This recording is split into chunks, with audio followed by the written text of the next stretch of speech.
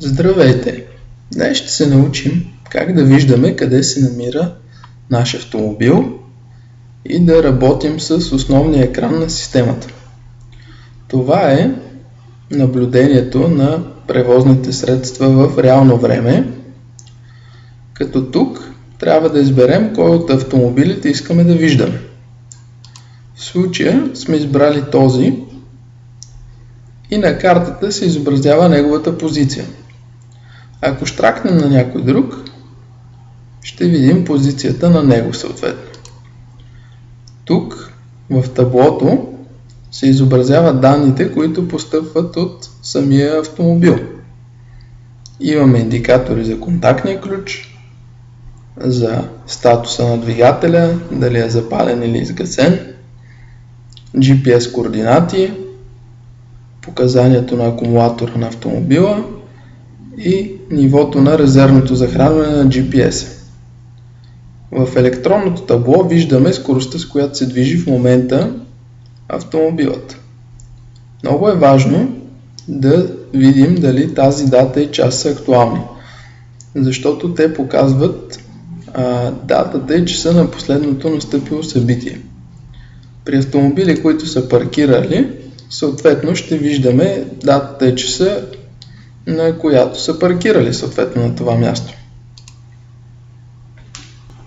Стандартно позицията на автомобила трябва да се обновява през една минутка. По картата можем да приближаваме, отдалечаваме или с този плъзгач, или с цъкване с левия бутон на мишката за приближаване и с десния за отдалечаване.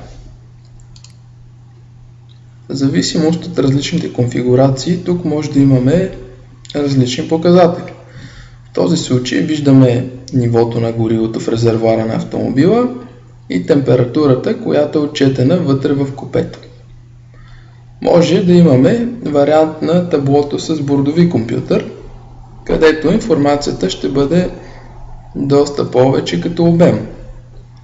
Но това ще бъде обяснено в друг видеоурок. Много важно е да познаваме добре тези бутони, тъй като от тях зависи нашето правилно работене с системата.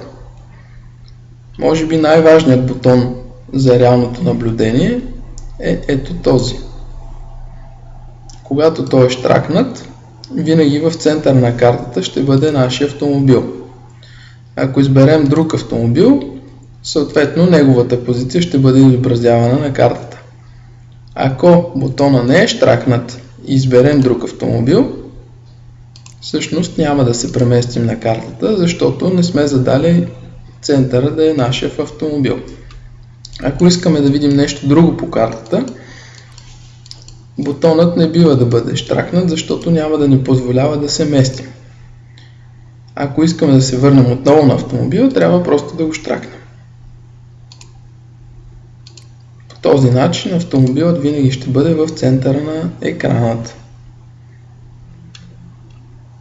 От тези бутони можем да сменяме изгледа на картата. В случая това е стандартна карта, това е сателитна снимка. Тук имаме изглед пътна мрежа, който ни показва имената на ключови улици, кръстовища, магистрали и други. Имаме и опция Google Street View, която ни показва местоположението на автомобила през погледа на водача. Когато той се движи, съответно се променя и картинката, която виждаме на екрана.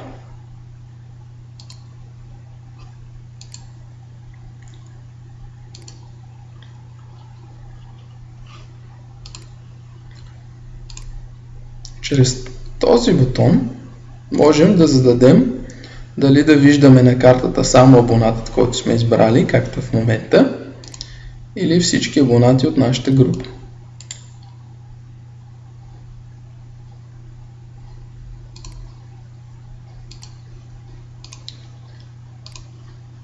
От тук можем да управляваме какъв вариант на етикетът на автомобила искаме да виждаме на картата. Този бутон ни позволява да скриваме и показваме работното табло,